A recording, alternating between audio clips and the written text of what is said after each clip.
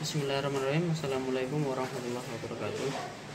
Alhamdulillah wa syukurillah nahmadu wa nasta'inuhu wa nastaghfiruh min shururi anfusina wa min sayyiati a'malina may yahdihillahu fala mudhillalah wa may yudlil fala hadiyalah. Asyhadu an la ilaha illallah wa asyhadu anna Muhammadan abduhu wa rasuluh la nabiyya ba'dah.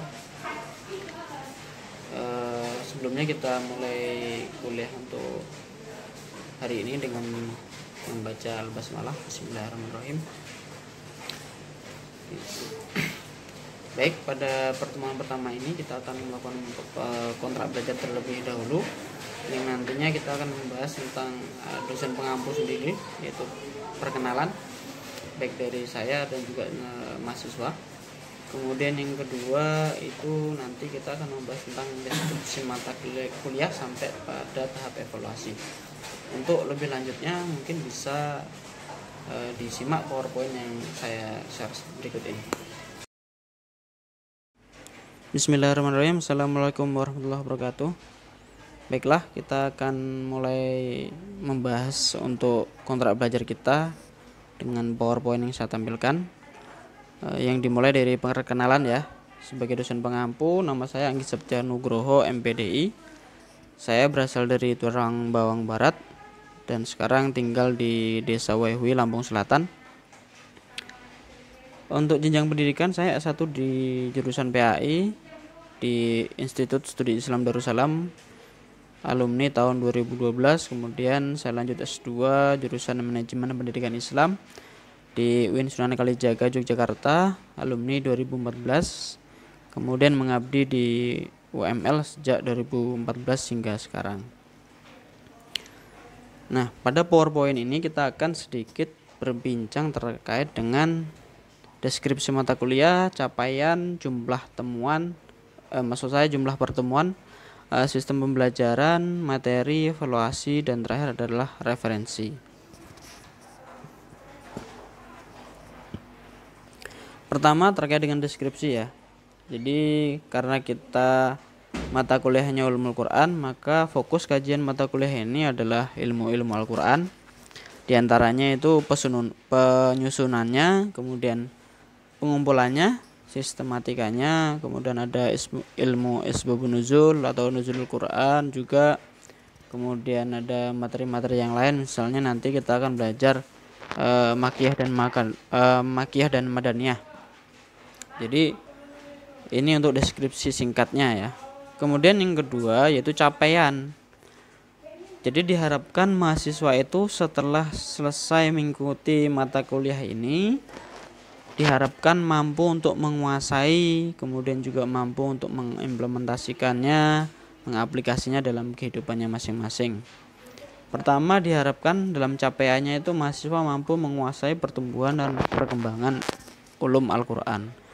Jadi semakin maju zaman ini, perkembangan ilmu Al-Quran juga mungkin semakin maju ya kan, karena fokus pada ilmu bahasa. Mungkin dalam hal penelitian terkini terkait dengan bahasa Arab ada perkembangan di dalamnya, sehingga ilmu Al-Quran ini semakin berkembang.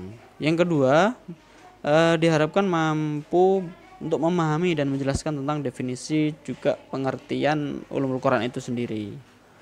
Seperti itu. Kemudian yang ketiga, mahasiswa mampu memahami dan menjelaskan tentang makiyah dan madaniyah.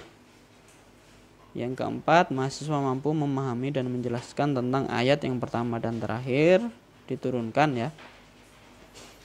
Kelima, mahasiswa mampu memahami dan menjelaskan tentang asbab nuzul. Keenam, mahasiswa mampu memahami dan menjelaskan tentang sejarah pengumpulan Al-Quran. Ketujuh, mahasiswa mampu memahami dan menjelaskan tentang sab'atu ahruf. Kedelapan, mahasiswa mampu memahami dan menjelaskan tentang qiraah sab'ah. Dan terakhir yang kesembilan yaitu mahasiswa mampu memahami dan menjelaskan tentang bukti kebenaran atau kemukjizatan Al-Quran itu sendiri. Itu untuk capaian mata kuliah kita. Ya, mudah-mudahan setelah selesai mengikuti mata kuliah ini, mahasiswa minimal bisa menguasai 9 hal yang sudah kita sebutkan tadi. Kemudian ketiga itu ada jumlah pertemuan ya. Kita jumlah total pertemuan ada 15 kali pertemuan.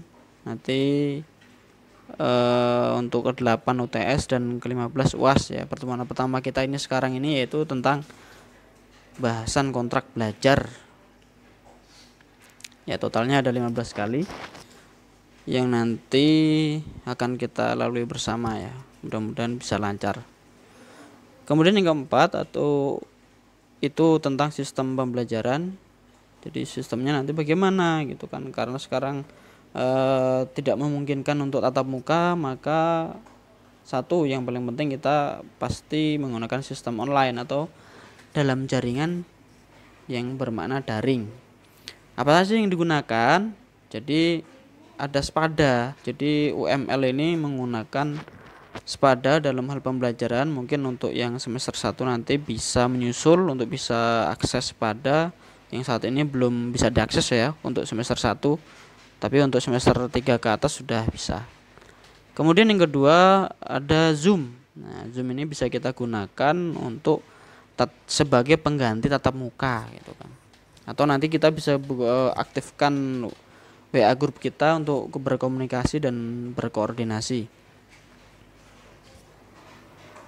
Kemudian yang kelima itu ada materi kuliah.